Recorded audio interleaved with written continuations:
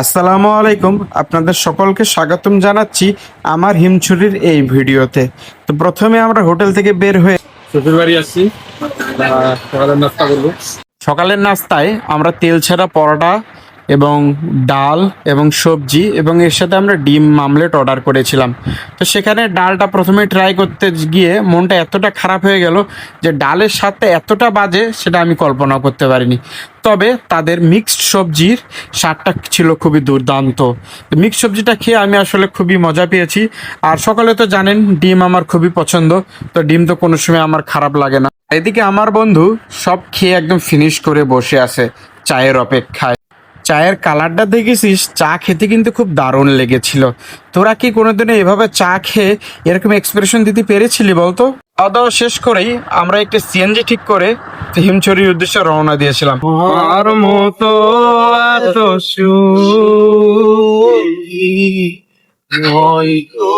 কারোর জীবন। আমরা হিমছড়ি যাচ্ছি। হিমছড়ি যাওয়ার পথেই এই একটা ঝর্ণা পড়ে। ঝর্ণাটা আসলে খুবই সুন্দর দেখতে। যখন বৃষ্টির সিজনটা থাকে এই ঝর্ণায় অনেক পরিমাণে পানি পাওয়া যায়। আর এই পাশেই দেখা যাচ্ছে সমুদ্র। খুব সুন্দর একটা ভিউ আপনারা অনেকে দেখতে পাচ্ছেন।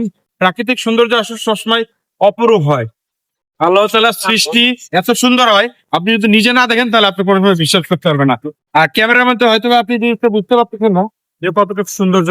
দেখতে দেখতে কিছুক্ষণের মধ্যে আমরা চলে আসলাম হিমছড়ি ঝর্ণা ইকো ট্যুরিজম কেন্দ্রে। তো সেখান থেকে আমরা টিকিট কেটে চলে আসলাম হিমছড়ির সেই ঝর্ণার দিকে।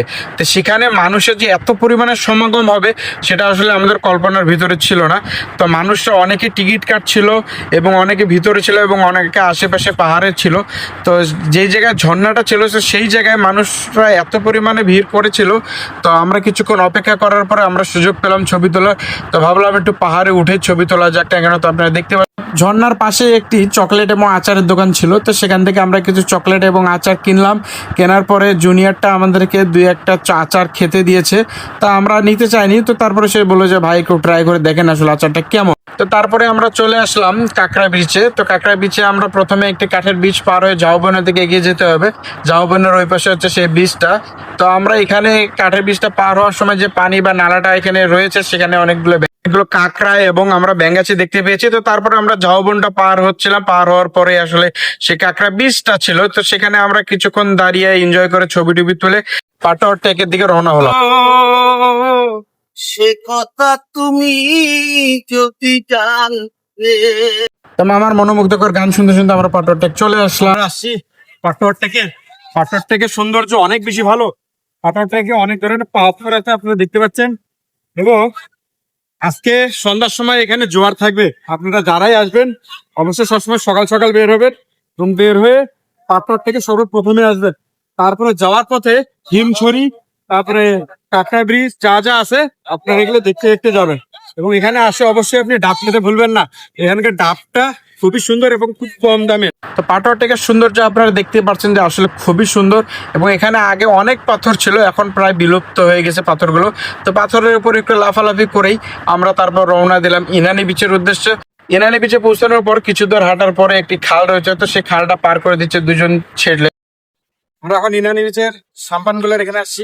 ইনানি বিচের সাম্পানগুলো এখানে আসছে গুলো মাছ শিকার করে 2-3 দিন পর আবার বাড়িতে ফিরেছে এবং অনেক প্রকারের মাছ নিয়ে আসছে। সেই মাছগুলো আপনাদের দেখানোর চেষ্টা করবো। মাছগুলো আপনি যদি চান তা আপনি কম দামে কিন্তু আপনাকে বার্গেনিং করতে হবে। বার্গেনিং করতে পারেন তাহলে আপনি মাছগুলো কম দামে কিনতে পারেন। আসেন সাম্পানগুলো সাইজ প্রায় অনেক। আর এইদিকে দেখলাম বেশিরভাগ আর কি যায় না, মাছ কেনা যায় পকেজ হয়ে গেলে তাই দেখতে পাচ্ছেন।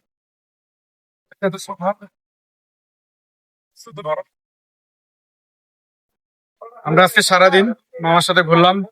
আমার নাম এবং নাম্বারটা দিয়ে দেন, যেগুলো আসবে অবশ্যই চেষ্টা করবে সুন্দর মতো ঘুরাই দিতে। আমার নাম নুরুল আমিন।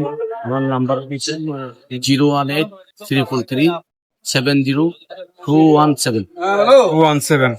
সমস্যা না, আমরা নাম্বারটা আপনাদের উপরে দিয়ে দেবো অবশ্যই। আপনারা কক্সবাজার আসবেন, মামার সাথে যোগাযোগ করলে মামার চেনা পরিচিত আছে।